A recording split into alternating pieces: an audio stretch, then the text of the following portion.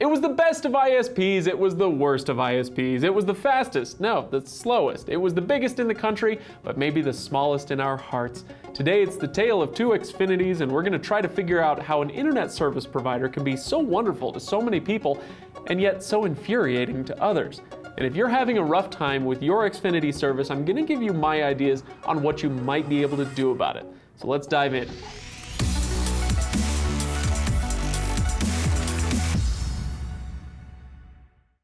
So don't forget to subscribe if you enjoy what we do, and hit the bell icon so you're notified when we do new videos.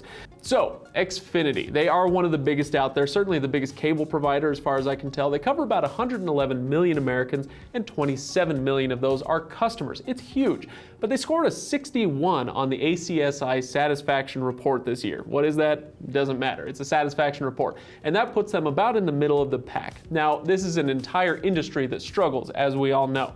But when we see Verizon Fios posting a score of 70, we know that it is possible to improve that score.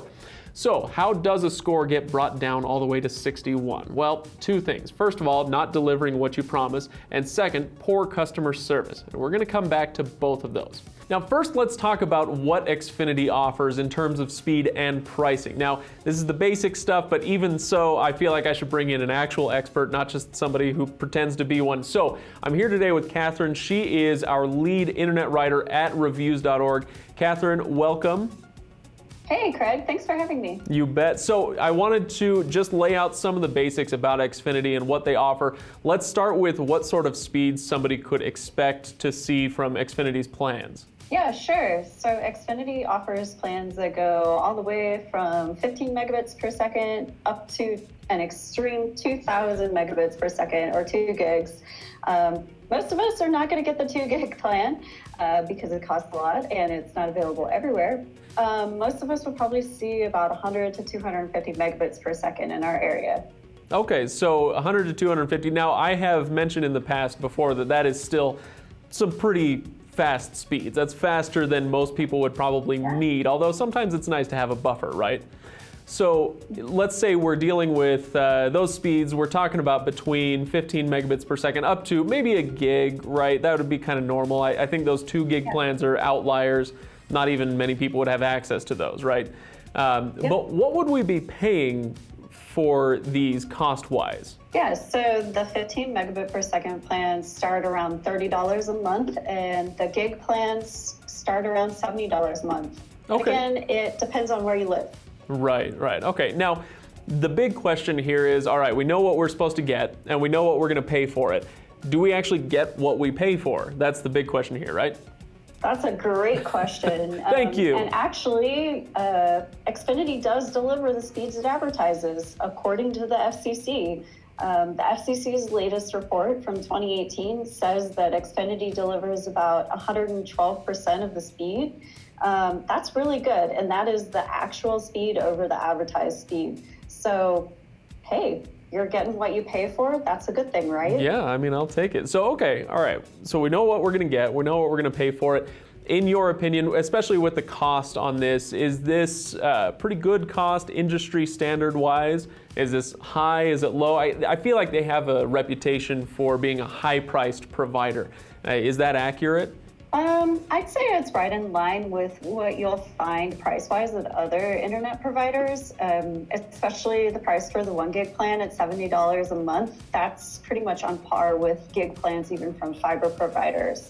Okay, all right, not bad. All right, well, very good, Catherine. Thank you so much for walking us through the basics, and I hope you enjoy writing about other ISPs. I'm sure it's riveting stuff. Oh, absolutely, you bet. All right, see ya. So for a reasonable price, you're getting good to great speeds, and even better than that if the FCC is to be believed. So why all the hate? Well, like I said, 2 reasons. First, customer service. Now, it is hard to measure customer service results scientifically, but at least anecdotally, Xfinity's reputation is, well, it's not great. Now, they have invested a lot of money in improving their customer service, which is good, but that hasn't really budged that ACSI score that I mentioned, at least not over the last couple of years. Now, honestly, there's not much that we can do about that. As a former customer service agent, not for Xfinity, mind you, but I would just say be patient, be firm, and frankly, try to avoid having to call in the first place. But the second thing that may lower that score is speed. Whenever we talk about Xfinity, this is actually the complaint that I hear most in the comments here or at reviews.org, that you're not getting the speeds you signed up for. And frankly, I sympathize quite a lot with this. Again, it's a subject I've tackled a time or two in the past. Luckily, this is something you may be able to do something about. Now, you may not be able to do anything about it during high traffic hours, especially during the evenings. You're just gonna see a slowdown if you're using cable. There's no way around that during those high traffic times. But if you're consistently too slow, there may be reasons for it. First, remember that the speed that Xfinity is delivering is to your modem. That modem has to be rated to handle whatever speed you're paying for. So it's worth double checking on that. Next up is your router, if you're using a separate one. Sometimes they're combined. It's the same story here. In fact, I did a video a couple years ago in which I upgraded my own Xfinity provided rental router to a newer version of the Xfinity provided rental router, and I saw an immediate jump in speed. Now, it would have been nice if Xfinity had let me know I was using an old one, but oh well, I figured it out anyway. So, like your modem, check your router. Next, most of us are using Wi-Fi, and that's another thing that can slow your speeds down. Wi-Fi technology is good enough now that if you are literally standing right next to the router, you probably won't see much difference between that and being plugged in via Ethernet. But if you're a few rooms over or on a different floor, then that signal will degrade and you'll slow way down. So a Wi-Fi extender will help with this, or a Wi-Fi mesh system, especially if you can wire that mesh system together. And wouldn't you know it, I did another video on just this subject. So I hate to say it, but I'm gonna, because I was guilty of this at one point. While sometimes Xfinity might be to blame for delivering slower speeds and we get really upset at them, sometimes, frankly, they're not. And there may be things that we can do to up our own speeds. And now, of course, I look forward to everyone calling me an Xfinity shill in the comments. Bring it on. Boo!